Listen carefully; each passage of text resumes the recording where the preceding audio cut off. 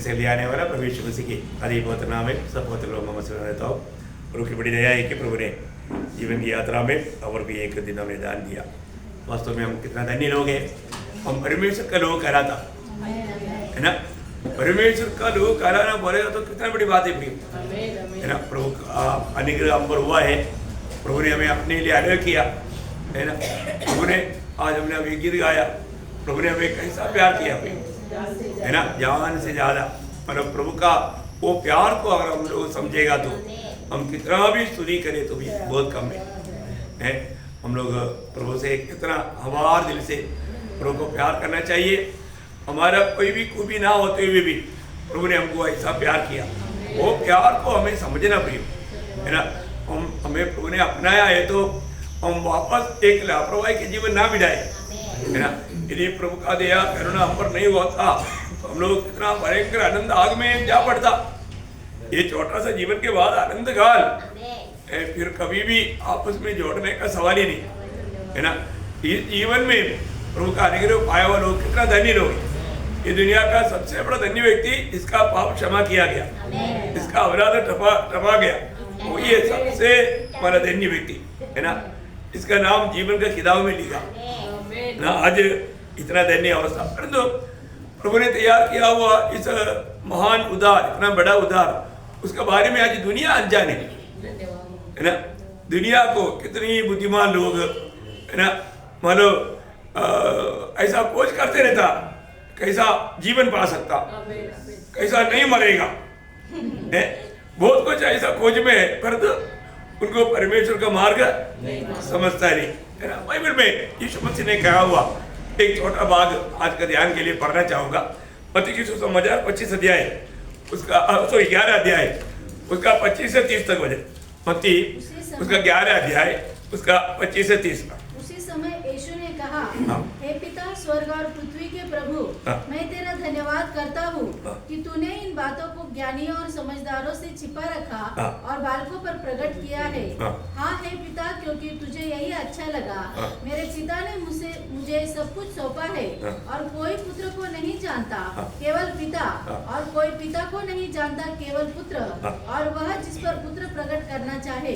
हे सब परिश्रम करने वालों और बोझ से दबे हुए लोगों, मेरे पास आओ, मैं तुम्हें विश्राम दूंगा। मेरा जुआ अपने ऊपर उठा लो और मुझसे सीखो, क्योंकि मैं नम्र और मन में दीन हूँ, और तुम अपने मन में विश्राम पाओगे, क्योंकि मेरा जुआ सहज और मेरा बोझ हल्का है। प्रियो, कितना अनोखा बात है, कितना सुंदर वचन है ना। प्रभु यीशु मसीह का ये कहने का शब्दों को अगर हम समझेगा तो हमें मिला हुआ ये उद्धार का गौरव हम जानेगा। लेकिन अभी भी क्या है ना, एक बात मैं आपको बताना चाहता हूँ। आज भी बहुत से लोगों को प्रभु में बैठने के लिए उत्साह नहीं। क्यों नहीं बैठता? उसका एक ही कारण है, प्रभु जो सच्चाई का प्रकाश हमको देता है, वो प्रकाश हमने जो पाया उसको अगर मानने के लिए हम तैयार नहीं तो हम आगे प्रकाश नहीं मिलेगा। आज बहुत लोगों का आत्मीय जीवन मतलब नाटा हो गया, बढ़ता नहीं। एक ही कारण है, क्योंकि उनको जो मिला हुआ जो प्रकाश जो है, उन लोगों ने पहले बात को माना नहीं और भी वो प्राप्त करने के उनके अंदर इच्छा भी नहीं, फिर वो उनको प्रभु देगा नहीं। तो इसलिए हम प्रभु में आने के बाद में हमें प्रभु में मतलब जो मिला हुआ प्रकाश को अपनाने के लिए एक सच्चा दिल की एक बुकदास चाहिए, मानने वाला एक अच्छा दिल चाहिए। लेकिन लोग जाने अनजाने इसका गौरव नहीं समझता है ना। प्रभु का बात प्रभु प्रकाश करके दे रहे हैं, प्रभु में उन्नति पाने के लिए प्रभु मौका देता है, परंतु लोगों को क्या है ना, बहुत हल्का लगता है। कितना दुख भरा बात है। दुनिया के लोग सच्चाई को कभी नहीं जान पाया है ना। उसका एक विस्तार वर्णन मानो पौलुस और रोमियो का पत्र में लिखता है, आप लोगों को याद होगा। उसका पहला अध्याय 18 से 32 तक का वचनों में बहुत गंभीर रीति में लिखा है। वो पूरा पढ़ना बड़ा मुश्किल है। अब उसका 18 से 21 तक वचन पढ़िएगा। तो उन लोगों की सब अभक्ति और अधर्म पर स्वर्ग से प्रकट होता है, जो सत्य को अधर्म से दबाए रखते हैं, इसलिए कि परमेश्वर के विषय का ज्ञान उनके मनों में प्रकट है। क्योंकि परमेश्वर ने उन पर प्रकट किया है उसके अनदेखे गुण अर्थात उसकी सनातन सामर्थ्य और परमेश्वरत्व जगत की सृष्टि के समय से उसके कामों के द्वारा देखने में आते हैं, यहाँ तक कि वे निरुत्तर है। वो निरुत्तर है ना। अभी आप देखो, अभी साइंस क्या बोलता, अभी इस बार एक भयंकर ऐसा एक भूकंप ऐसा हुआ है, कितना मनुष्य को है? अभी ऐसा हुआ है तो ये आकाश विधान में कितने करोड़ों तारा दिखता, वो आपस में मतलब कभी टक्कर मारता है क्या? थोड़ा सा भी अक्कल है तो समझने में क्या दिक्कत है? इतना ग्रह है, उपग्रह है ना, ये सब उसको दिया हुआ उस मार्ग में चलते रहता। ये चलाने वालों को भूल करके वो मानव समझने के लिए कोशिश नहीं करता। एक सुबेरे में उठ कर आया, मैंने देखा एक बाइबल, कहां से आया? ऐसे हो गया, होता है क्या? अरे कोई भी चीज है उसके पीछे एक सृष्टि करता है ना। वो सुबेरे उठ कर आया, ऐसा एक मोबाइल कहां से आया भाई? अब देखो ना, मतलब ये सोच तक उनको मतलब शैतान ने कैसा अंधा कर दिया, समझता नहीं, समझदार नहीं। पर जो प्रभु ने हमारा समझ खोल दिया। नहीं तो वो सृष्टिकर्ता प्रभु को हम लोग नहीं जानना था। ये दुनिया में ऐसा कोई ग्रंथ नहीं, ये उत्पत्ति कहां से हुआ? पर तो बाइबल बोलता है परमेश्वर ने आदि में देखा स्वर्गों को और पृथ्वी को बनाया। ये सच्चाई मानने के लिए वो तैयार नहीं, इसलिए वो लोगों का अवस्था क्या बोलते हैं आगे?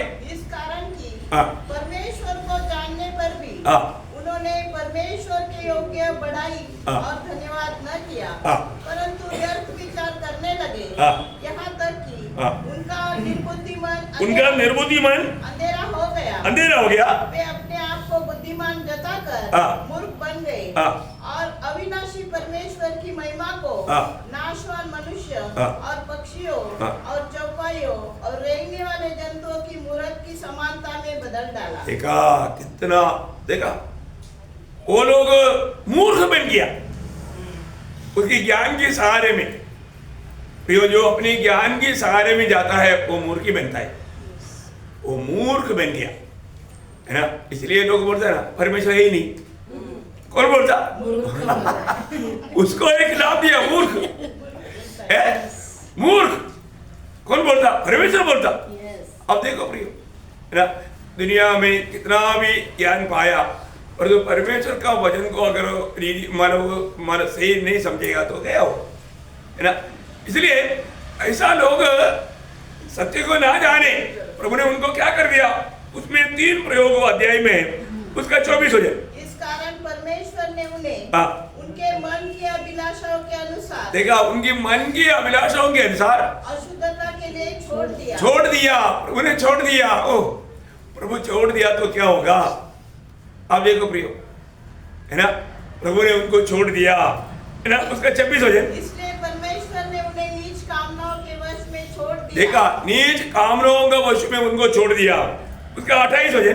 जब उन्होंने परमेश्वर को पहचाना न चाहा तो परमेश्वर ने भी उन्हें उनके निकम में मन पर छोड़ दिया। निकम में मन पर छोड़ दिया। ओह, प्रभु छोड़ दिया तो फिर मतलब कौन उसको बचा सकता? आज दुनिया का अवस्था ऐसा है ना। प्रभु ने उनको कई बार अवसर दिया, कई रीति में प्रभु ने बातें किया, लेकिन प्रभु के बातों को स्वीकारने के लिए उनको दिल नहीं। कितना दुखदायक बात है प्रियो। मैं आपको बताना चाहता हूँ, हमारे इस छोटा सा जीवन में प्रभु को जानने में, प्रभु को मानने में हमें कितना उत्साह चाहिए। देखो, इस जीवन में रहकर के हम करने वाला हर एक बातों का इफेक्ट अनंत काल में मिलने वाला है, पढ़ने वाला है ना। थोड़ा भी लापरवाही करेगा, थोड़ा भी प्रभु को तुच्छ करेगा, तो मैं आपको बोलता हूँ वो व्यक्ति कितना नुकसान उठाएगा। अभी हम कितना भी समझाने से भी लोग समझने के लिए तैयार नहीं। आप देखो है, अवसर बहुमूल्य है, इसलिए ऐसा बुरे लोगों का अवस्था उसके आगे 29 से 30 तो पढ़ना। इसलिए वे सब प्रकार के अधर्म और दुष्टता और लोभ और वैरभाव से भर गए और दाह और हत्या और झगड़े और छल और ईर्ष्या से भरपूर हो गए देखो प्रभु को ना जानने वाला, प्रभु को ना मानने वाला तो अवस्था है। और आगे, और जुगलखोर, हाँ। बदनाम करने वाले, हाँ। परमेश्वर से घृणा करने वाले, हाँ। दूसरों का अनादर करने वाले, हाँ। अभिमानी, हाँ। दिंगमान, हाँ। बुरी बुरी बातों के बनाने वाले, हाँ। माता पिता की आज्ञा न मानने वाले, हाँ। निर्बुद्धि, हाँ। विश्वासघाती, हाँ। माया रहित हाँ। और निर्दय हो गए। हाँ। वे तो परमेश्वर की यह विधि जानते हैं हाँ। कि ऐसे ऐसे काम करने वाले मृत्यु के दंड के योग्य है। हाँ। तो भी न केवल आप ही ऐसे काम करते हैं, हाँ। वरन करने वालों से प्रसन्न भी होते हैं। आज वो दुनिया का अवस्था ऐसे है ना। अब देखो, बुरे बुरे काम करने वालों को दुनिया चाहता, उनके साथ संगति करना उनको अच्छा लगता और उनकी प्रशंसा करता, उनका तारीफ करता है ना। देखो आज भी ये सत्य वचन को सुनने के लिए प्रभु अवसर लोगों को देता है। आज भी दुनिया भर में ये सुसमाचार सुनाया जा रहा है, लेकिन लोग नहीं सुनता, नहीं मानता। उनका दिल भी गवाही देता है कि ये बात सत्य है, लेकिन उसको फॉलो करने के लिए तैयार नहीं। तो आज हमारे अवस्था, हमें प्रभु को हमने पाया है तो हम कितना प्रभु का भय मान करके प्रभु का बातों में, आज भी लोग टोकर करने का मसीह लोग कारण क्या है सुनने। पत्र 2:8 में लिखा है वो लोग वचन को न मानने के कारण टोकर खाता है। देखा, फिर हमें वचन मानना है, हमें वचन मानने के लिए दाम देना पड़ेगा। एक सच्चा मसीह जीवन एक हल्की बात नहीं प्रियो है। एक व्यक्ति प्रभु का निकट आना तक प्रभु का कृपा है, प्रभु निकट लाते भी ना कोई, लेकिन प्रभु अवसर देने के बावजूद भी हम हटीला स्वभाव दिखाएगा तो कितना दुखदायी बात है। अरे बहुत लोग ये बात को समझना चाहिए। आज मानो प्रभु में मैं कैसा है, प्रभु मुझको बढ़ने के लिए सहायता दे, क्योंकि बढ़ाने वाला प्रभु है। प्रभु का कहना मानेगा तभी वो बढ़ पाएगा। और हमारा उदार हुआ इतना में हम संतुष्ट नहीं रहना चाहिए, हमें रोज हमें उदार में बढ़ते जाना। प्रभु का ज्ञान अभी आपको मालूम है, इसलिए ना एक सच्चा मसीह व्यक्ति जो प्रभु में आने के बाद में किसी प्रकार भी अपना समझ के सहारा कभी नहीं लेना।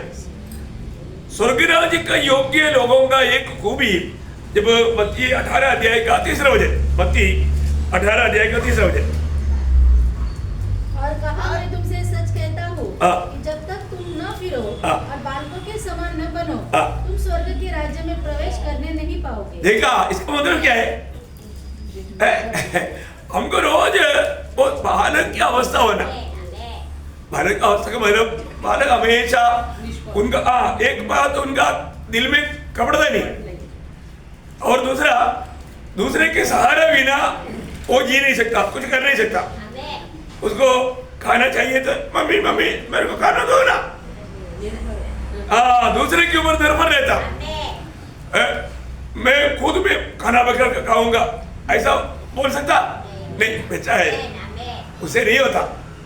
मैं मेहनत करके कमा करके खाऊंगा ऐसे बोलेंगे, नहीं बोलेगा। उसको खुद में थोड़ा भी मतलब आश्रय नहीं, वो हमेशा दूसरे पर आश्रय करता। इसलिए हमारे जीवन में हम हर बात में प्रभु में भरोसा करने वाला होना चाहिए, हम प्रभु का शरणागत होना चाहिए। और ऐसे नहीं है तो धीरे धीरे वो व्यक्ति घमंडी होकर के प्रभु से दूर जा सकता है ना। आज कितनी लोग अज्ञानता के कारण है ना, शैतान की धोखा, आज सुनाए जाने वाले वचन को तक कितनी लोग पूरा दिल से वो समझ पाता है, नहीं समझ पाता। हमें वो बात को समझना चाहिए। मैं आपको बताना चाहता हूँ, मतलब एक बच्चा बोलेगा तो इधर आओ बोलेगा तो मानेगा, वो दौड़ कर आएगा।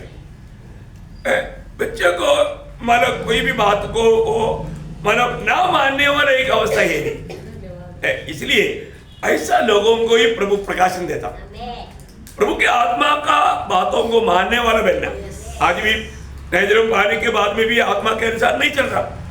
जब 1 कुरिन्थी उसका 2रा अध्याय उसका 7 से 10 वचन पढ़, यहाँ तक कि किसी वरदान में घटित नहीं 1 कुरिन्थी 2रा अध्याय 7 से 10। परंतु हम परमेश्वर का वह गुप्त ज्ञान वेद की रीति पर बताते हैं, जिसे परमेश्वर ने सनातन से हमारी महिमा के लिए ठहराया, जिसे जिसे संसार के हाकिमों में से किसी ने नहीं जाना। देखा, संसार के हाकिमों में से किसी ने भी प्रभु का वो बातें को नहीं जाना।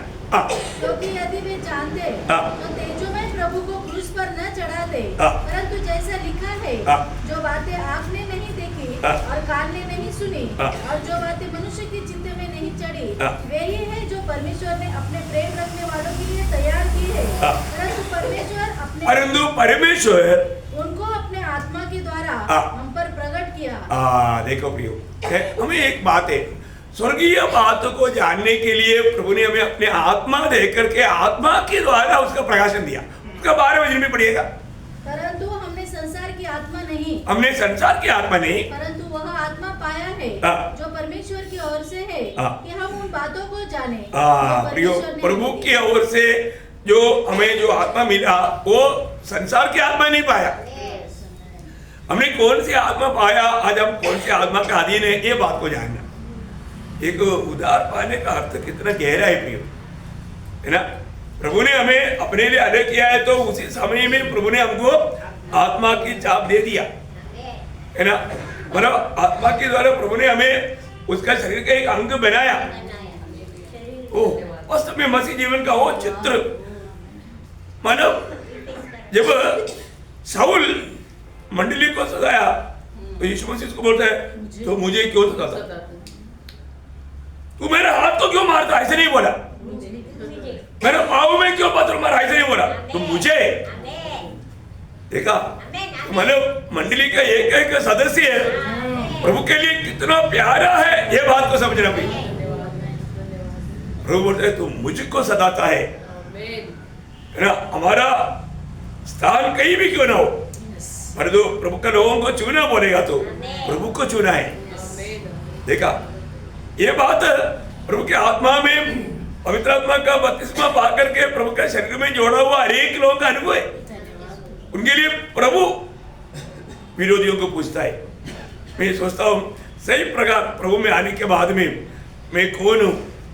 रोज सुबह उठने के बाद में हम लोग स्वयं मानो ये बात को ये करना चाहिए, प्रभु आपने मुझे अपना बेटा बनाया या बेटी बनाया, आज दुनिया में आपके लिए मुझे पवित्र जन बनाया, आपके लिए मुझे याजक बनाया, मुझे भविष्यवक्ता बनाया, आपका गवाह बनने के लिए आपने मुझको नियुक्त किया। ये बात है बधाना प्रियो, क्योंकि प्रभु हमें किसके लिए रखा है दुनिया में, ये बात हम लोग जान चुके हैं। तो आज भी प्रभु की राह पर चलने के लिए एक उत्साह हमें को चाहिए, है ना प्रियो।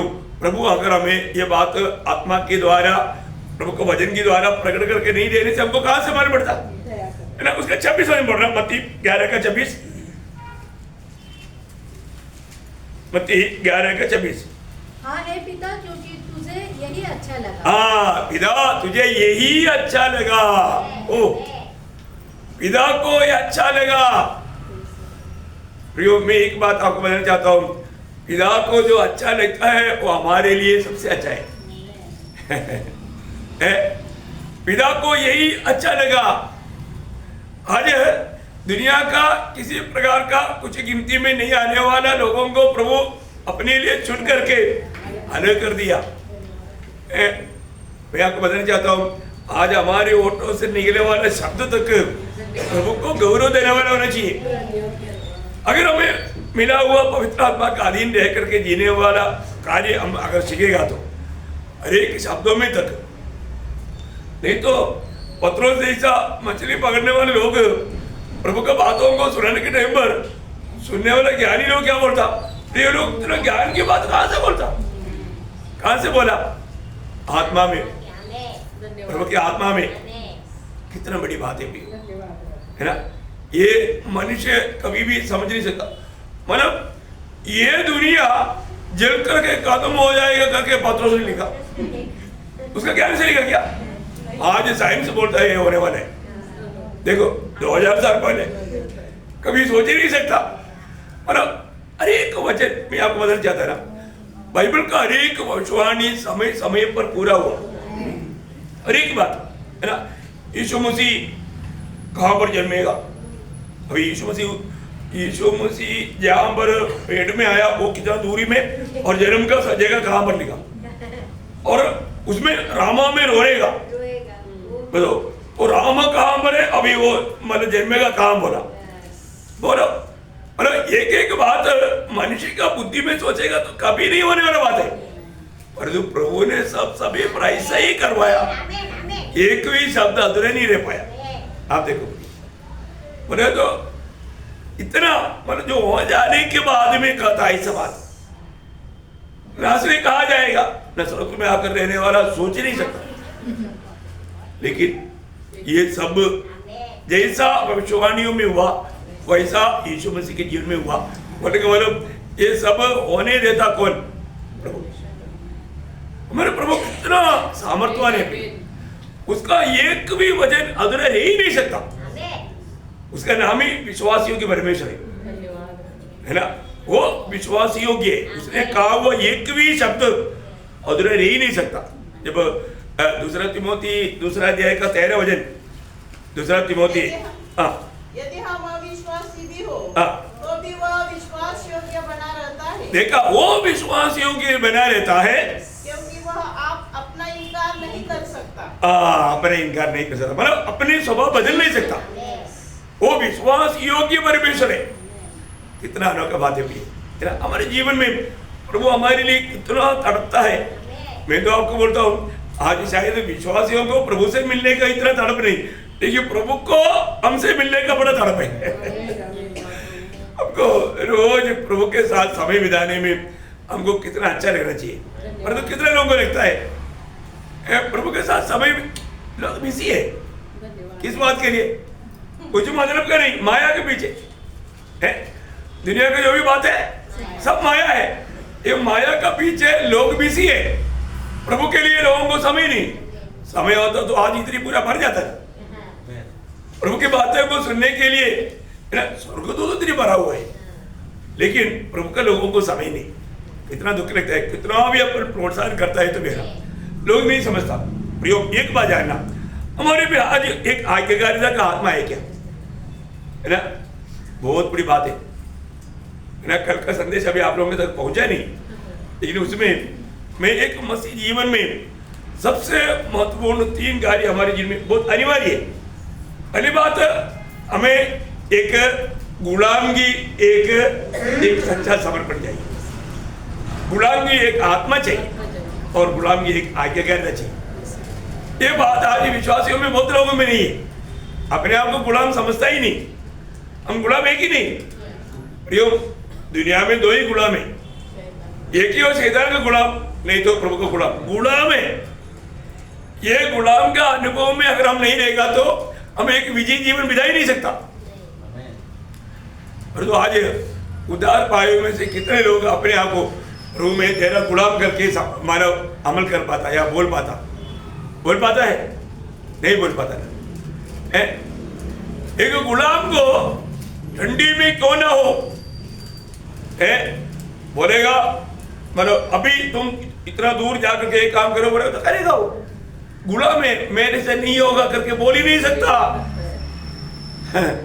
अभी इधर इतना अच्छा अनुकूल परिस्थिति में भी हम बोलेगा तो बोलेगा ठंडी है, सवेरे उठने में होता ही नहीं। ऐसा बोल सकता है क्या?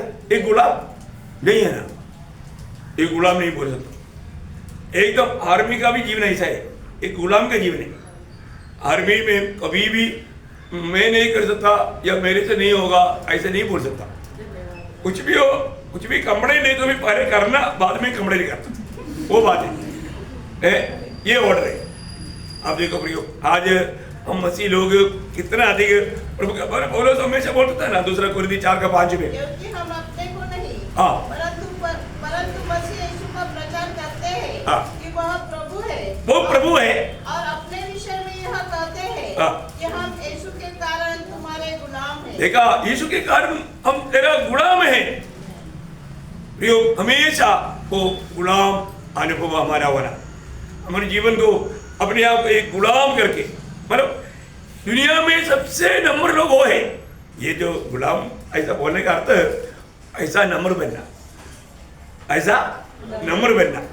क्योंकि आपको मालूम है प्रभु का अनुग्रह की दृष्टि उन पर पड़ेगा जो वास्तव में नम्र है।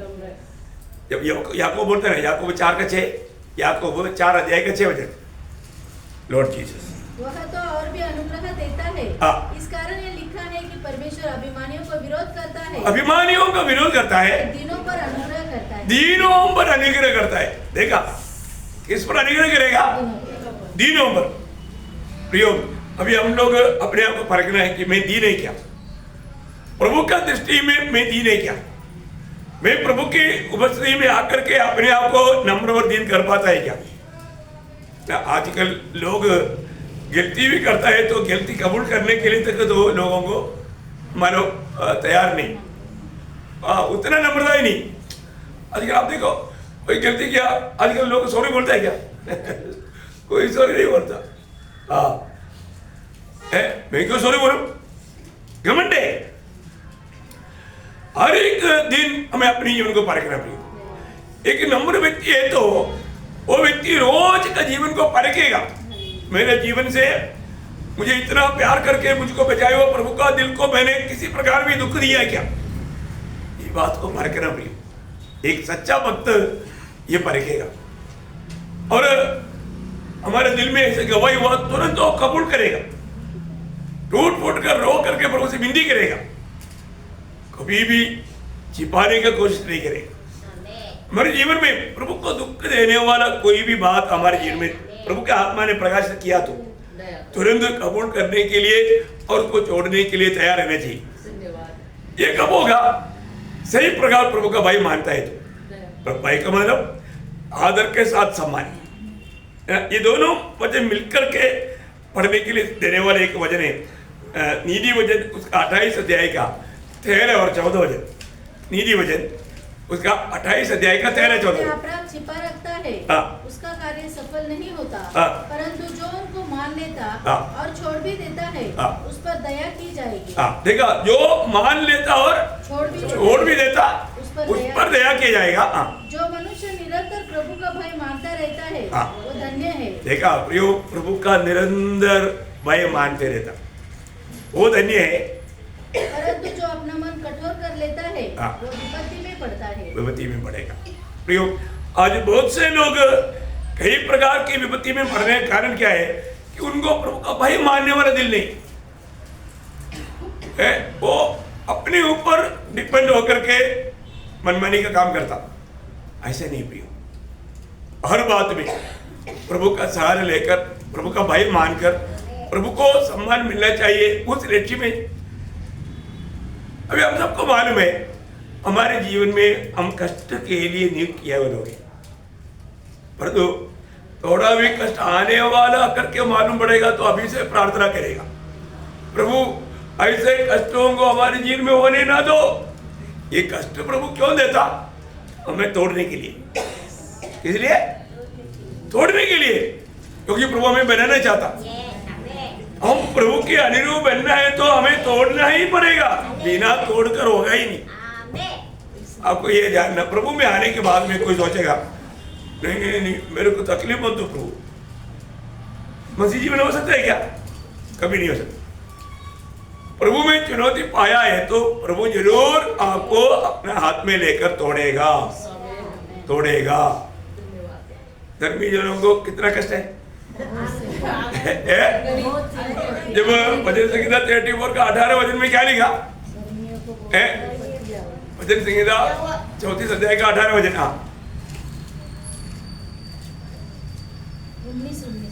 19 वचन। धर्मी पर बहुत सी विपत्तियां पड़ती तो है, परंतु यहोवा उसको उन सब से मुक्त करता है। देखा, कुछ बातों से मुक्त करता है, ऐसे क्या? सबसे नहीं है ना, सबसे। देखा प्रियो, ये सारे कष्टों में होकर के हमको चलना पड़ेगा है। देखो बहुत अद्भुत बात है प्रियो, परंतु एक भक्त को कष्ट आ गया बोल करके वो टेंशन नहीं लेता। ये सोचता ना, मतलब ये जो सच में इसका गौरव जानेगा तो हम लोग उसके लिए एक समर्पण करेगा। क्योंकि आपको मालूम है पौलुस का निर्णय क्या है? मैं उसका कष्ट का, उसकी गहराई को भी जानूं। ना फिलिपियों में 3 अध्याय में एक प्रयोग है, उसका 10-11 वचन में। ताकि मैं उसको और उसके मृत्युंजय की सामर्थ को और उसके साथ दुखों में सहभागी होने के मर्म को जानूं। देखा, उसके साथ दुखों में भी सहभागी होने का मर्म को जानूं। वास्तव में प्रियो, ये चाहत करने वाला कितना पवित्र लोग है, बताओ। कभी ये वचन को कभी ध्यान किया है?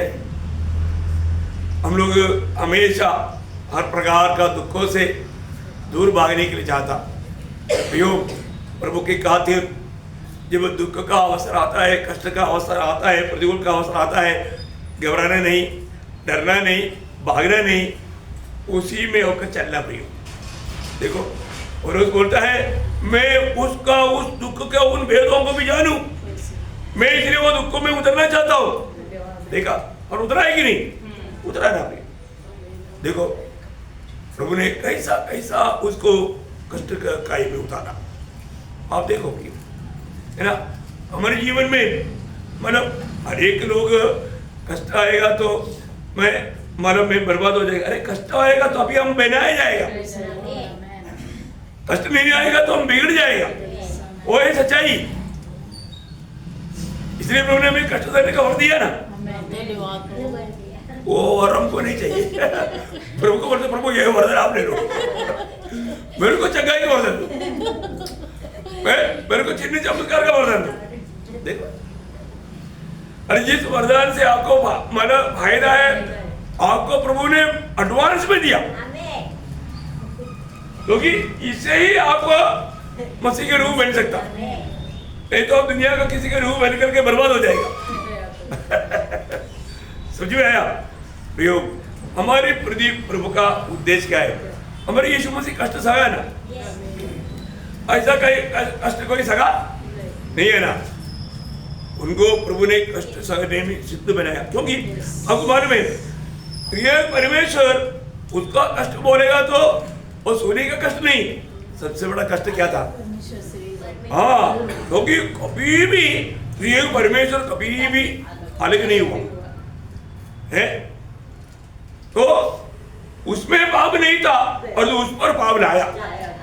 देखा, यीशु मसीह में पाप नहीं था और जो हम सबका पाप उन पर लाया। वो वास्तव में उस समय में पवित्र आत्मा भी अलग हो गया, पिता भी अलग हो गया। कैसे सही? एक क्षण के लिए, एक सेकंड के लिए अलग होना पड़ेगा तो वो बहुत वेदना की बात है। इतना भयंकर वेदना प्रभु को सहना। आप देखिए, मानो जो नरक का आनंद काल का अलगवाई का वो नरकीय वेदना भी प्रभु ने इस सूली पर अनुभव किया हमारे खातिर। वास्तव में ना, प्रभु हमको इतना प्यार करता है, हमारे लिए प्रभु ने क्या नहीं किया ये सोचना चाहिए।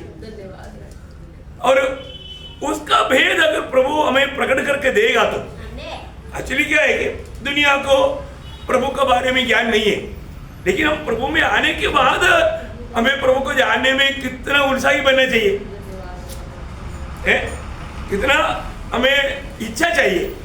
मैं मतलब प्रभु को जानूं, मैंने जिस पर विश्वास किया मैं उसको जानता हूँ। पौलुस बोलता, मैं उसको जानता हूँ। आज भी बहुत लोगों का बात क्या है, मैंने किस पर विश्वास किया अभी तक नहीं जाना है, वो जानकारी का वो मार्ग में गए नहीं। अभी शत्रु में से कभी लोगों को पूछो है, वो बोलेगा हमारे जीवन में कितना भी कष्ट आएगा हम उसमें नाचेगा, क्योंकि कष्ट में हमने प्रभु को, कष्ट का समय में प्रभु हमारा वेट कर रहा है, आ जाओ, ये कष्ट के जगह पर आ जाओ, मैं तुझे वहां पर मिलेगा। ऐसे ना शत्रु में से अवैध लोगों को आग में डाला तो यीशु मसीह बोलता है आ जा बेटे। देखो कैसे बात है। आप देखो, वो आग में जाकर नहीं गिरा, प्रभु का हाथ में गिरा, वो है ओरिजिनल बात। ये कष्ट में दिखने वालों को कष्ट है, पर जो अनुभव में आने वालों को मजा है। बंधन खुल गया और प्रभु यीशु मसीह के साथ गले मिला करके कंधे पर कंधे में हाथ डाल के चल रहे हैं। अभी इससे बड़ा और क्या सौभाग्य ना प्रियो है। आप सोचो अभी दानियल कम से कम 80 साल से ऊपर उम्र है, अभी भी बोला बुढ़ापा में भी क्यों ना हो, परंतु मैं प्रभु को ही प्रार्थना करेगा, प्रभु से ही प्रार्थना करेगा। सिंह की गुफा में जाना पड़ेगा, नो प्रॉब्लम। अब देखो, क्योंकि प्रभु के साथ इतना गहरा नाता है और उसको पक्का मान में मतलब उधर जाएगा तो भी प्रभु मेरे साथ रहेगा। सिंह की गुफा उनके लिए थोड़ा भी डर की बात नहीं था। आप देखो और कितने आराम से है ना वो हमें जरा गया। आप देखो बहुत बड़ी बात है। मैं आपको बताना चाहता हूँ प्रभु का लोगों को जो कष्ट, जो भी दुख, जो भी बात आता है, कष्ट में होकर गुजरने वाला यूब ने भी क्या गवाही दिया। यूब 23 का 10 आपको मालूम है, प्रभु मुझे परखेगा तो हाँ, यूब 23 अध्याय का 10 वचन। परंतु वह जानता है कि मैं कैसी चाल चलता हूँ और जब वह मुझे तान लेगा तब मैं सोने के समान निकलूंगा। देखा, तब मैं सोने के समान निकलूंगा। प्रियो, हमारे जीवन में कुछ ऐसा कुछ फर्क आए, हम सोने की नहीं निकलेंगे। है पत्रोस, आपको मालूम है पत्रोस अपने जीवन में मतलब वो जो पत्रोस पहला अध्याय का 7 वचन, और यह इसलिए है कि तुम्हारा परखा हुआ विश्वास, तुम्हारा परखा हुआ विश्वास जो आग से ताए हुए नाशवान सोने से भी कहीं अधिक बहुमूल्य है, यीशु मसीह के प्रकट होने पर प्रशंसा और महिमा और आदर का कारण ठहरे। कितना अनोखी बात है। उसका 4 का 12 वचन, 12-13। जो धूल भी अर्जी तुम्हारी परखने के लिए तुमने भड़की है, इससे यह समझकर अचंभा न करो। अचंभा मत करो। तुम लोग को समझते नहीं क्या? प्रभु ने बोला है, उस समय में बोला ना, प्रभु ने बोला, आपने नहीं सुना था क्या? अब कहीं किसके पीछे आया? किसके लिए आया? डेली 5 स्टार होटल में खाने के लिए? प्रभु ने ऐसे नहीं बुलाया ना। प्रभु ने बोला मेरे पीछे आएगा तो मानो चिड़ियों को भी बसाने रहता, लोमड़ी को भी बसाने रहता, मेरे को नहीं बोला था ना। Praise Lord. कितना क्लियर बुलाते थे।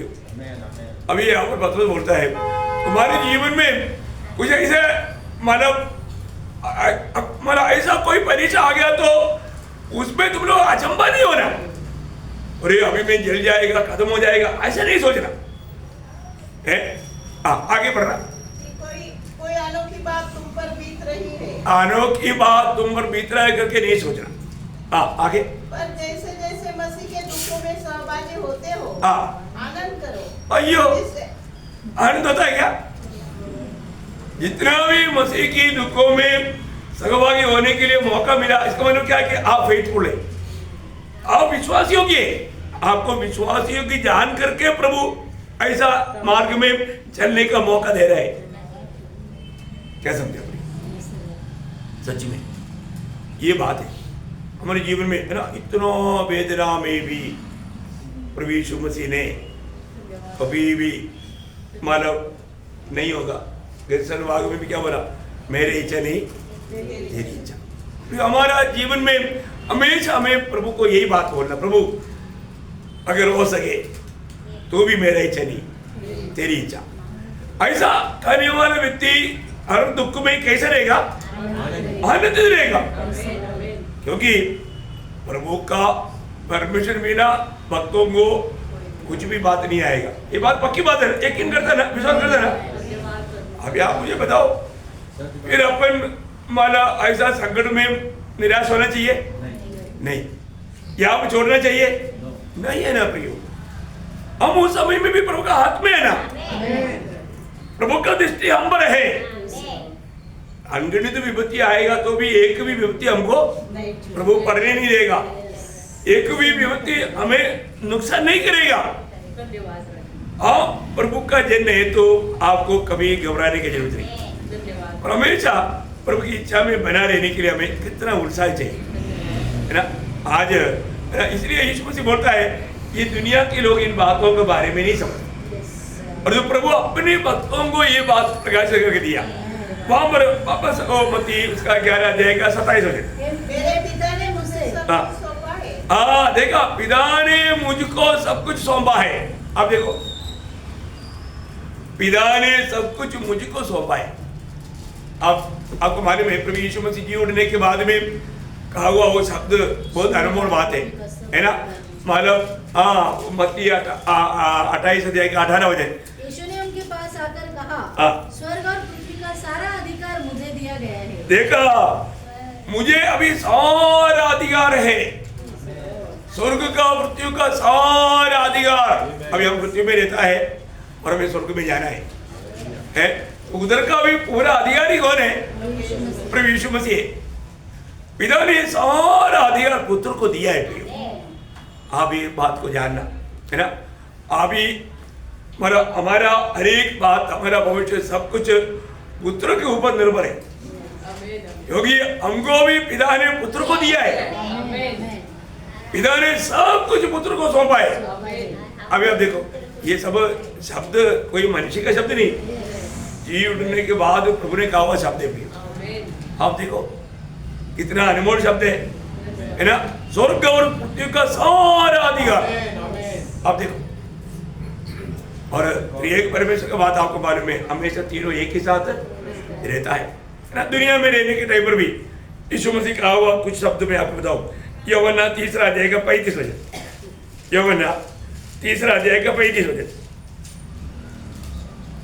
पिता पुत्र से प्रेम रखता है, पिता पुत्र से प्रेम रखता है, और उसने सब वस्तुएं उसके हाथ में दे दी है। देखा, पिता ने सारे काम या सारे बात पुत्र का हाथ में दिया।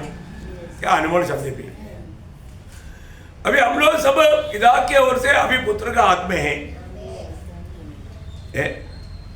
बहुत अनमोल बात है। सब कार्य, अभी जो भी कार्य होना है पुत्र की इच्छा के अनुसार ही होगा, है ना। वही बात जब मतलब यीशु मसीह ने और भी कुछ गहराई से बोलने वाले शब्द उसका 16 अध्याय का 15 वचन पढ़ना। यूहन्ना उसका 16 अध्याय का 15 वचन। कुछ पिता का है, जो कुछ पिता का है वह सब मेरा है।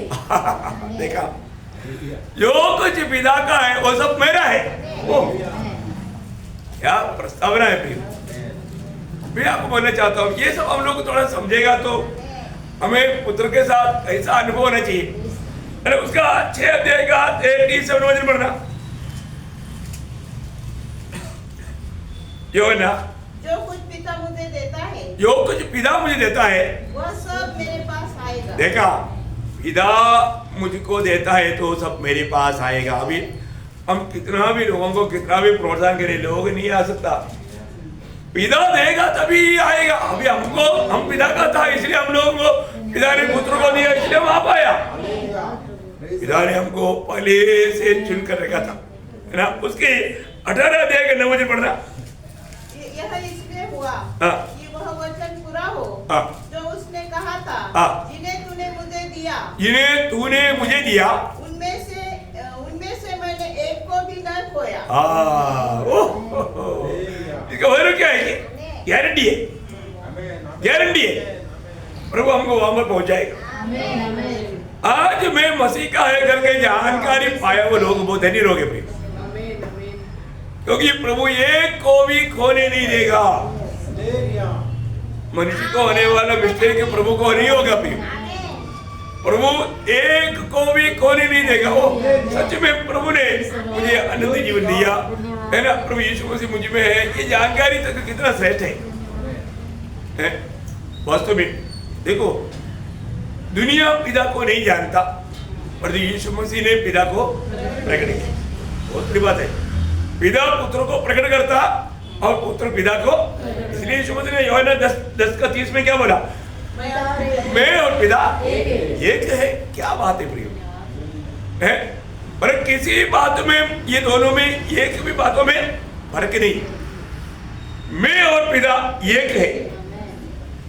दुनिया को पिता अनजान था, नहीं जानता था, पर तो वो पिता को कौन ये दुनिया को प्रकट करके दिया? पुत्र ने, है ना। यूहन्ना के सुसमाचार 12 अध्याय का 18 वचन आपको सबको मालूम है। पिता को किसने, परमेश्वर को किसने कभी नहीं देखा, एकलौता पुत्र एकलौता पुत्र जो पिता की गोद में है, उसी ने उसको प्रकट किया। कितना बड़ी बात है। यीशु मसीह ने पिता को प्रकट किया। मतलब एक प्रकार बोलेगा तो यीशु मसीह मनुष्य रूप में आकर के पिता का फोटो बनकर जिया कंप्लीटली हर बात में। इसी कारण ना यीशु मसीह को जानना ही अनंत जीवन है। यीशु मसीह को अगर हम जानेगा, आज भी वास्तव में मसीह लोग भी प्रभु को नहीं जाना, ये सच्चाई है। जानने से कितना अच्छा है। ये वचनों को पढ़ने के समय में हमारा दिल कितना उमड़ना चाहिए, जैसा कोलोसियों 15 वचन है ना। मतलब वो अदृश्य परमेश्वर का प्रतिरूप है, अदृश्य परमेश्वर का प्रतिरूप। मैं एक बात आपको बोलना चाहता हूँ, और उस प्रतिरूप में उसका 2 का 9, कोलोसियों 2 का 9, उसमें ईश्वरत्व की सारी परिपूर्णता सदैव वास करती है। देखा, सदैव वास करता उस परमेश्वर या प्रभु यीशु मसीह पिता को हर प्रकार हमें प्रकट करके देता है। यीशु मसीह ने पिता से जब प्रार्थना किया, वो प्रार्थना में पिता से कहने वाला शब्द वाला मैं आपको तो बार बार पवित्र लोग पढ़कर ध्यान करना चाहिए। उसका 17 अध्याय के 6 बजे पढ़ना, यूहन्ना 17 का 6। मैंने तेरा नाम उन मनुष्यों पर प्रकट किया है। कौन प्रकट किया? मैं पिता तेरा नाम उन पर प्रकट किया। देखा, मतलब पिता को प्रकट करने वाले कौन है? पुत्र है। उनको प्रकट किया, जिन्हें तूने जगत में से मुझे दिया। हाँ, सबको नहीं। ओहो, अभी हम प्रभु में आने के बाद में हमें मतलब पिता का प्रकाशन मिला है क्या? सब लोग नींद में नहीं है ना। सुबेरे ठंडी है, नींद आने का खतरा नहीं था, लेकिन इसको सही रीति में समझना प्रियो। यीशु मसीह बोलता है, पिता तेरा नाम मैंने उनको प्रकट किया। किनको? जिन्हें तूने मुझको दिया। उसका आखिरी में भी वो बोलता है, वही 17 अध्याय का 26 वचन। मैंने तेरा नाम उनको बताया और बताता रहूंगा कि जो प्रेम तुझको मुझसे था वह उनमें रहे और मैं उनमें रहूं। वो कितना अनमोल बात है प्रियो। हमारा भविष्य कितना प्रभु ने पत्नी तैयार कर चुका है हर बात में। अभी हम मसीह में आने के बाद में हमें मसीह में भर जाना।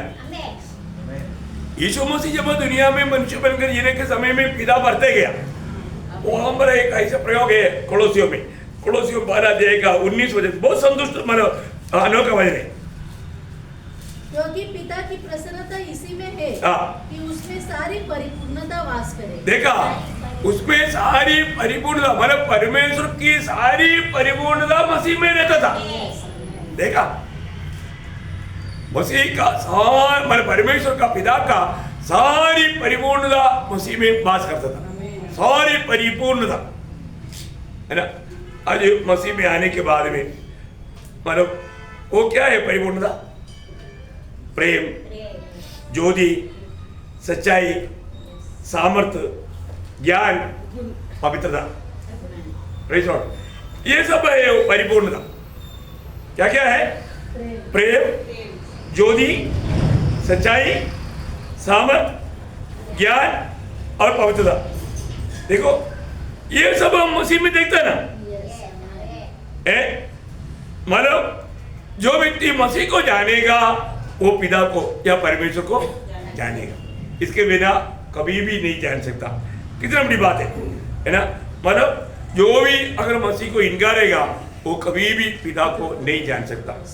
प्रियो, हमारे जीवन में अनेक पवित्र लोग ये बात को जानना है। आज एक सच्चा मसीह जीवन में बिता पा रहा है कि नहीं, ये बात को हमें परखना है। इसलिए अभी वही मत्ती 11 अध्याय उसकी 28 वचन।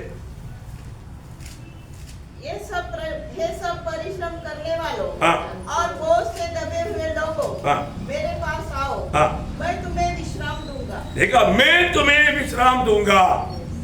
प्रियो, ये दुनिया में सच्चा विश्राम सिर्फ यीशु मसीह से पा सकता। आज विश्राम पाने के लिए या शांति पाने के लिए लोग कहाँ भागता, क्या क्या करता, लेकिन मिलता है क्या? नहीं मिलता।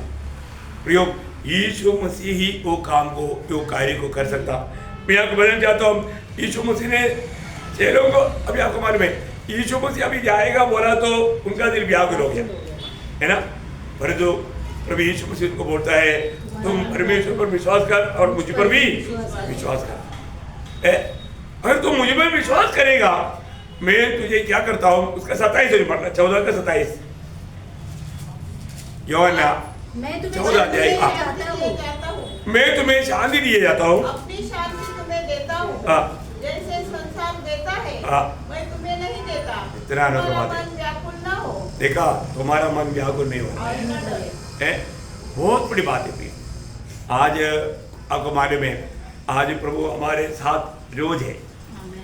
अभी हमें छोड़कर जाने वाला बात नहीं।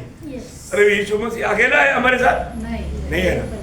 त्रिएक परमेश्वर, पिता भी, पुत्र भी, पवित्र आत्मा भी हमारे साथ है ना। क्या अनोखा जीवन है मसीह।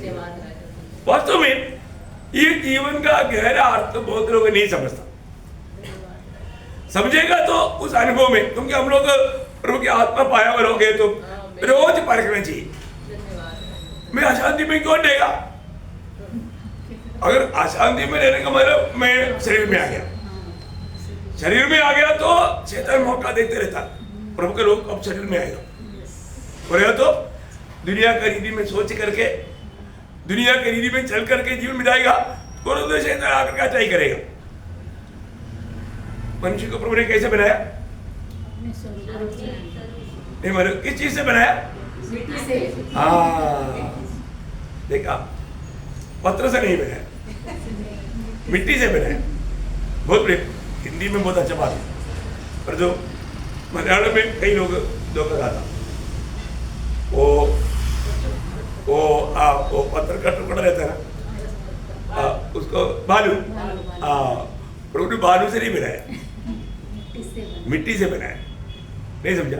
तो ये बहुत गहरा अर्थ है उसमें, है ना। मतलब हिंदी वालों को टोका नहीं होगा, पर तो बहुत मलयाली लोगों को पूछेगा ना, वो कहना तो बोलते हैं कई बार बालू से बनाया बोलते हैं। मतलब आराम से ऐसा रीति आएगा।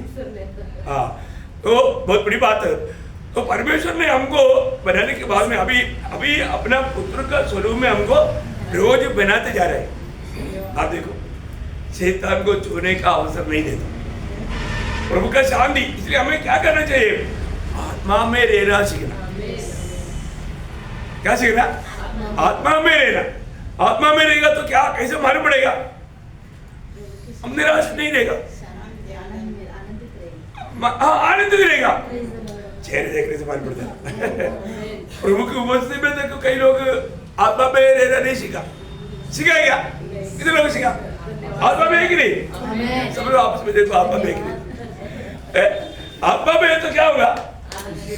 चेहरे में चमक। आज आत्मा का बल आज आत्मा का बल कितने लोगों ने देखा था? अच्छा, आप आने से पहले आईने देखा ना? आईने क्यों देखा? आपका ये बाहर का शक्ल देखने के लिए। उस समय में आपको भी आपका चेहरा अच्छा नहीं लगा तो आपने क्या किया? तुरंत आपने एक हंसी दिया, आईना को हंसी दिया। मैं हंसेगा तो मेरा चेहरा कैसे रहेगा? सुंदर रहता, सुंदर रहता। देखा कि नहीं? देखा ना। पर तो लोगों ने ये नहीं देखा कि मैं आत्मा में ही, आत्मा का बल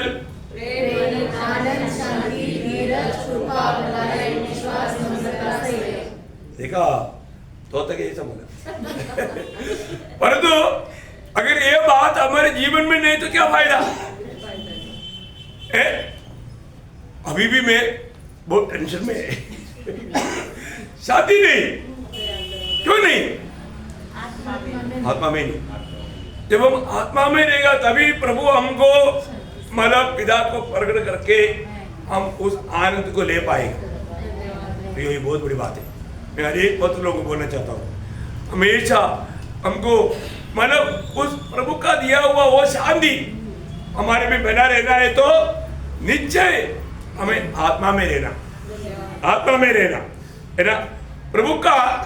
प्रभु से आया हुआ शांति वो दुनिया में कभी नहीं मिलेगा और हम कभी समझ नहीं पाएगा। जीवन में, हमारे जीवन में कितना भी भयंकर समस्या आने दो, परंतु वो समस्या को भी पार करने का क्लियर व्यवस्था प्रभु ने हमें दिया है।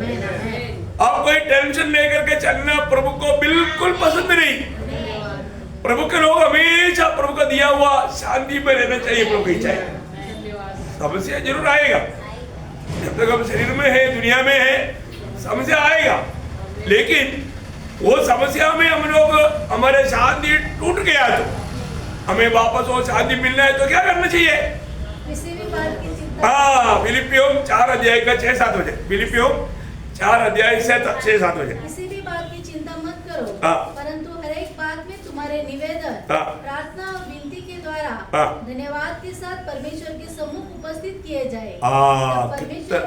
तब परमेश्वर की शांति जो सारी समझ से परे है तुम्हारे हृदय और तुम्हारे विचारों को मसीह यीशु में सुरक्षित रखेगी। देखा, सारे समझ से परे है, पर मनुष्य समझ नहीं सकता। कितना महान बात है प्रियो। मैं एक बात आपको बताना चाहता हूँ, हम प्रभु के लिए अलग केवल हो गए तो हमेशा वो स्वर्गीय आनंद और शांति के साथ हमारा जीवन होना चाहिए। प्रभु ने हमें दिया है प्रियो, प्रभु ने वो प्रबंध किया हमारे में, प्रभु ने हमें अपना आत्मा दिया है। उस आत्मा का अधीन देगा तो यह शांति हम हमेशा अनुभव कर पाएगा। प्रभु ने हमारे जाने से पहले चेलों को बोलने के टाइम पर यूहन्ना 16:33 में क्या बोला? दुनिया में तुझे क्लेश है तो भी मैंने जगत को जीत लिया, इसलिए मेरा शांति तुम्हें मिलते रहेगा। मेरा शांति प्रियो, दुनिया की कष्टों में, क्लेशों में, तकलीफों में घबराना नहीं। बहुत बड़ी बात है, बहुत बड़ी बात है। हमें अपने जीवन को पार करना चाहिए, है ना। आज प्रभु का दिया हुआ शांति मुझ में है क्या, है ना, ये बात है। रोज अभी अपन जो मत्ती उसका 11 अध्याय का 29 वजन मरना का आना का वजन है, मत्ती 11:29। मेरा जो अपने ऊपर उठा लो और मुझसे सीखो। देखा, मेरा जो आप प्रयोग पर उठाओ, प्रयोग दुनिया देने वाला जुआ नहीं, मेरा जुआ न। उस समय का यहूदी लोग उन लोगों के ऊपर जो जुआ रखते थे वो देखने वाला भी नहीं उड़ा पाता था और जिसके ऊपर लगाया वो भी नहीं उड़ा पाता था, है ना। मतलब प्रेरितों का में उसका एक वर्णन है, प्रेरितों का 15 अध्याय उसका 10वां वर्णन। तो अब तुम क्यों परमेश्वर की परीक्षा करते हो कि चेलों की गर्दन पर ऐसा जुआ रखो, चेलों की गर्दन पर ऐसा जुआ रखो जिसे न हमारे बाप दादा उठा सके थे। देखा, हमारे बाप दादों ने भी वो जुआ नहीं उड़ा पाया, हम उठा सकते, हम भी नहीं उड़ा सकता, फिर चेलों का गर्दन में क्यों रखो? जातियों से आने वाला चेलों का गर्दन में ऐसा रखेगा तो, अरे जब हमारे बाप दादों ने नहीं उड़ा पाया, हम लोग नहीं उड़ा पाता, फिर वो लोग कैसे उड़ाएगा? क्यों? क्योंकि क्या है प्रियो, व्यवस्था इतना भारी था, है ना। मत्ती के सुसमाचार में, मत्ती उसका 23 अध्याय के 4 वजन, वे एक ऐसे भारी बोझ को जिनको उठाना कठिन है बांधकर उन्हें मनुष्य के कंधों पर रखते हैं, परंतु स्वयं उसे अपनी उंगली से भी सरकाना नहीं चाहते। बोलने का मतलब थोड़ा भी उसमें मदद करने के लिए ये लगाने वाला तैयार नहीं, वो खुद भी नहीं उड़ा पा रहा, है ना। सच में हमें मिला हुआ एक कृपा अनुग्रह कितना बड़ा है ना। व्यवस्था के समय में व्यवस्था के द्वारा धर्मी ठहराने के लिए कोई भी चाहेगा, चलते चलते कोई एक बात पर भी गिर गया तो गया पूरा, जैसे वो सांप का खेल है। कहीं उधर ही मुंह में आ गया तो सीधा डाउन। याकूब बोलता है, याकूब 2:10 में सारा व्यवस्था पूरा किया और एक बात में झुक गया तो सब बातों में गया। देखा, परंतु प्रियो, प्रभु ने हमें उन सारे मतलब बोझ वाला बातों से अलग करके कितना बड़ा अनुग्रह हमारे ऊपर डाला। वास्तव में मंडली का जीवन कितना धन्य जीवन है, कितना विजयी जीवन है प्रियो। आज हमें उस प्रकार का कोई बोझ लेकर के चलने की जरूरत नहीं, लेकिन एक बात है, प्रभु का यीशु मसीह ने जो बात हमें कहा वो बात हमें मानना चाहिए। इसलिए प्रभु ने बोला मेरा जुआ लेकर मुझसे सीखो, क्योंकि यीशु मसीह कैसा है, वो मैं नम्र और मन में दीन हूँ। प्रियो ये बहुत बात है, हमें नम्र और दीन होना सीखना। प्रियो रोज रोज हम कभी भी अकेला स्वभाव का ना बने, अपने आप को नम्र और दीन करें। प्रभु का उस नम्रता, वो दीनता, आज हम प्रभु के आगमन की निकटता में हमारे में क्या चाहिए, वो शब्द याद रहना है हमें। वो बात को कहा फिलिपियों 4:5 बजे, तुम्हारी कोमलता सब मनुष्य पर प्रकट हो, प्रभु निकट है। बहुत बड़ी बात है प्रियो, प्रभु निकट है। हमारे प्रभु का आगमन प्रियो इतना निकट है। हमें रोज रोज वास्तव में ना किसी प्रकार भी हम अपन भांडन करने वाला या झगड़ा करने वाला, मतलब एक दूसरे से कोई नफरत करने वाला नहीं बनना। हमारे दिल में ऐसा कोई बात आने नहीं देना। इसलिए बोला ना सबसे अधिक अपने ये दिल का रक्षा करना, क्योंकि जीवन का हुक्म वहां से। बहुत बड़ी बात है ना, हमारे दिल में थोड़ा भी क्या है, नफरत, कड़वाहट, बैर, ईर्ष्या, झगड़ा, मैंने जो भी बात है वो बात हमको आने का मौका कभी नहीं देना। प्रभु का वचन में, प्रभु में बना रहना, ये बात को हमें सीखना है। और हम प्रभु में बना रहेगा तभी हमारा आत्मीय जीवन पुष्टि करेगा। यीशु मसीह बोलता रहा मेरा जुआ अपने ऊपर लेकर मुझसे सीखो। हमें नम्रता कौन सिखाएगा? यीशु मसीह। यीशु मसीह हमारे लिए कितना नम्र बना। प्रिय पौलुस दूसरा कुरिन्थी में बोलता रहा, उसका 10 अध्याय का 15 वचन, दूसरा कुरिन्थी जो तुम्हारे सामने दीन हो परंतु पीठ पीछे तुम्हारे और साहस करता हूँ, तुमको मसीह की नम्रता और कोमलता के कारण समझाता हूँ। देखा, मसीह की नम्रता और कोमलता के कारण समझाता हूँ। मसीह की नम्रता प्रिय, हमें मसीह के जैसा मतलब बहुत से पुत्रों को महिमा में लाना, ये पिता का योजना है। उसमें हमारा जीवन में हम लोग फॉलो करने वाला सबसे बड़ी बात है मसीह की नम्रता। अब देखिए एदन वाटिका में, मतलब एदन वाटिका में नहीं, सॉरी, अपना गेत्सेमनी वाटिका में, गेत्सेमनी वाटिका में पिता के सामने वो जा करके, ओ कितना बड़ी बात है। आप लोग वचन पढ़ने के समय में आपके दिल में क्या अनुभव होता है ना? जब मत्ती 26 अध्याय उसका 39 वचन, फिर वह थोड़ा और आगे बढ़कर मुंह के बल गिरा और यह प्रार्थना की, हे मेरे पिता, यदि हो सके तो यह कटोरा उससे टल जाए, तो भी जैसा मैं चाहता हूँ वैसा नहीं, परंतु जैसा तू चाहता है वैसा ही हो। उसका 42 भी पढ़िएगा। फिर उसने दूसरी बार जाकर यह प्रार्थना की, हे मेरे पिता, यदि यह मेरे पिए बिना नहीं हट सकता है तो तेरी इच्छा पूरी हो। देखा, तेरी इच्छा पूरी हो। प्रियो, वास्तव में आज हमारे जीवन को हम परखेगा तो अधिकतर लोग सिर्फ उसकी अपनी इच्छा पूरा करने के लिए प्रार्थना में है। प्रभु का कितना भी निंदा होने तो कोई बात नहीं, मेरा काम कर दो प्रभु, है ना। और प्रार्थना में हमें आखिर में क्या बोलना चाहिए? प्रभु मैंने मांगा तो भी मेरी इच्छा नहीं, तेरी इच्छा। ऐसा है तो हम अपनी प्रार्थना में निराश हो सकता नहीं। आज बहुत लोग प्रार्थना में थक गए ना। क्यों थक गया? क्योंकि वो खुद की इच्छा पूरा करना चाहता। प्रभु ने क्या बोला? प्रार्थना में मत थको। लूका 18:1 में बोला ना, प्रार्थना करते हुए थकना नहीं। और हम थक गया।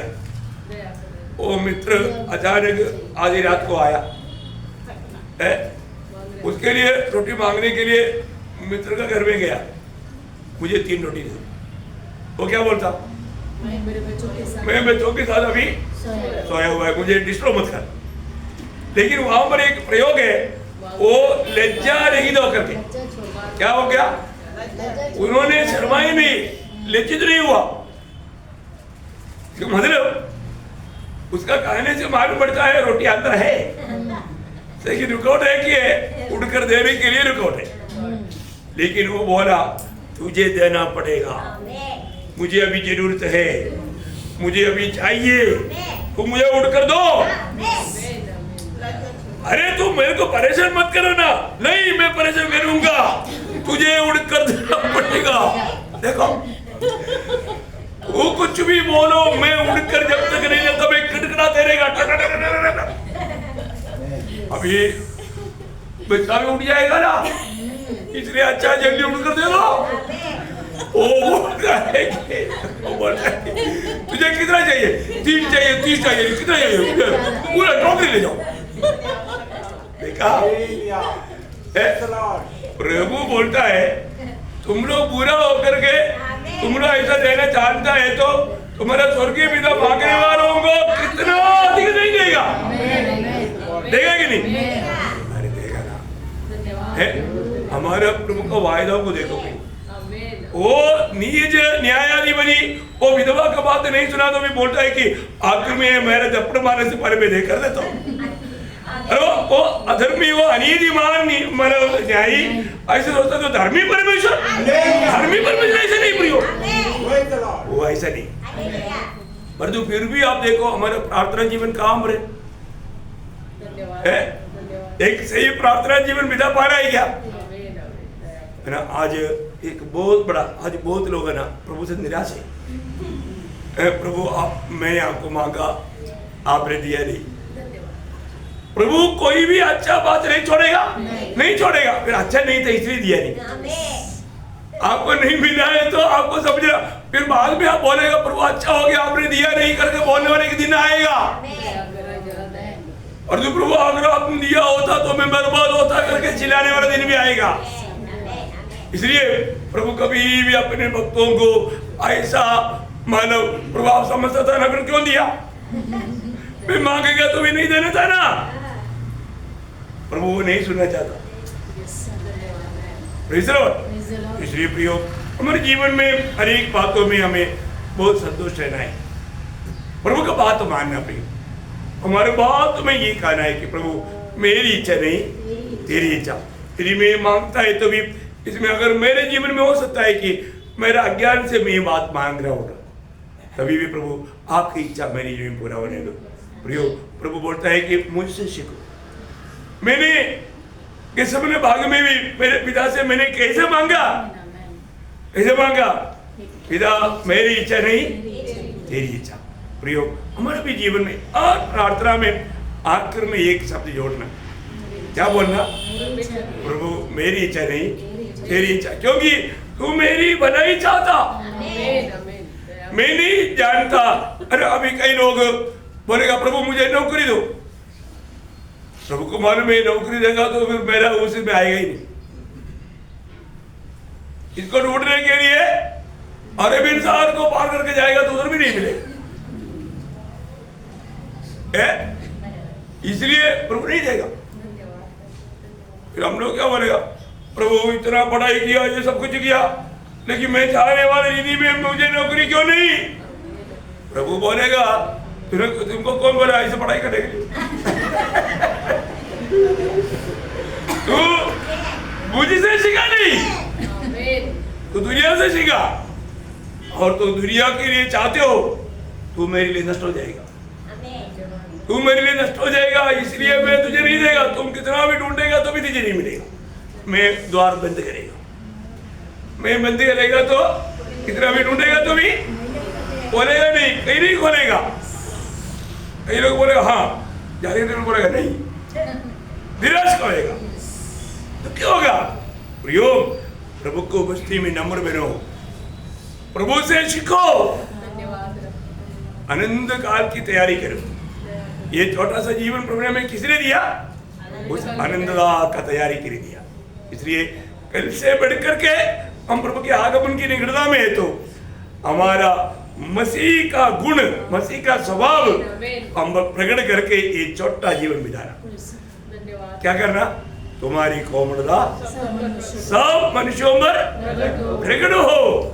प्रियो, हमारा प्रभु आ रहा है, ये नहीं बोलना चाहिए अरे वो क्या है, बहुत गुंडा है ना, बदमाश है, धोखाधड़ है, विश्वास योग्य नहीं। ऐसा कोई बात बोलने का, दुनिया ऐसा कोई बात कहने का अवसर नहीं बना है, बोलना चाहिए नहीं भाई वो बहुत नम्र है, बहुत दीन है ना, बहुत कोमल है, ऐसा गवाही वो पा लिया ना, दुनिया में मिलने वाला सारा डिग्री से बढ़कर हो गया।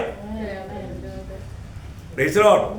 ऐसा प्रभु बोलेगा मौसा दुनिया में सारे लोगों में सबसे नम्र है। ओ मौसा को स्वर्ग में कितना बड़ा पदवी रहेगा प्रिय, आप देखो है ना।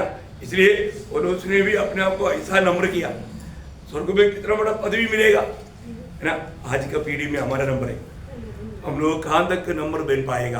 प्रभु से सीखना है तो प्रभु का नम्र और दीन, उस कोमल स्वभाव हमारे में है कि नहीं, ये बात को परखना पड़ेगा। इसलिए यीशु मसीह ने हमें पिता को प्रकट करके दिया, आज हमें मसीह को प्रकट करके ये दुनिया में जीने के लिए। वो हमारे एक शब्द लिखा पहला यूहन्ना 4:17 में, बहुत सुंदर बात है ना।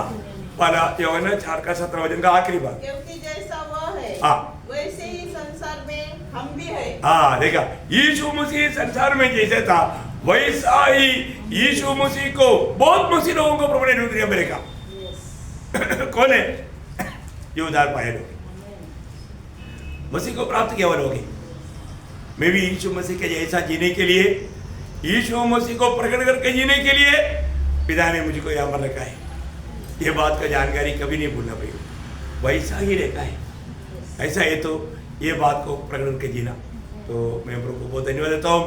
आज भी दुनिया वो बात को नहीं जानती, दुनिया हमको भी नहीं जानता। क्यों नहीं जानता? वो पहला यूहन्ना 3 अध्याय का पहला वचन की आखिरी में लिखा है, बस क्या सुंदर वचन है। इस कारण संसार हमें नहीं जानता, संसार हमें नहीं जानता, क्योंकि उसने उसे भी नहीं जाना। नहीं जाना मतलब दुनिया ने परमेश्वर को नहीं जाना, यीशु मसीह को नहीं जाना, हमको भी नहीं जाना।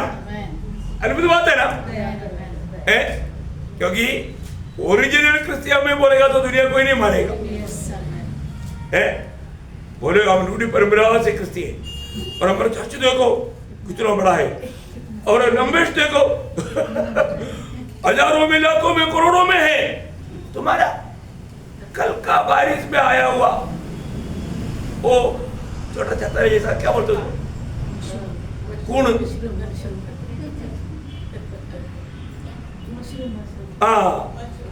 ऐसा बारिश में आता है, बड़े बड़े बिजली चमकता है तो थोड़ी दिन के लिए उगता है, टेस्टी है खाने के लिए। तो मतलब ऐसा बोलता है दुनिया हमारे बारे में, तो ऐसा नहीं है प्रियो। अनादिकाल से प्रभु का हृदय में प्रभु हमको लिया था। बहुत धन्य लोग हैं प्रिय, बहुत भाग्यवान लोग हैं। इसलिए हमारे जीवन के द्वारा यीशु मसीह को प्रकट करके जल्दी से जल्दी आने वाला प्रभु को स्वीकारने का सच्चा तैयारी में रहने के लिए प्रभु ने हमें बुलाया, अदा किया, और प्रभु से रोज सीखते हुए आगे बढ़ने में प्रभु वचनों के द्वारा सबको सहायता करे। प्रभु को महिमा मिले। आमीन।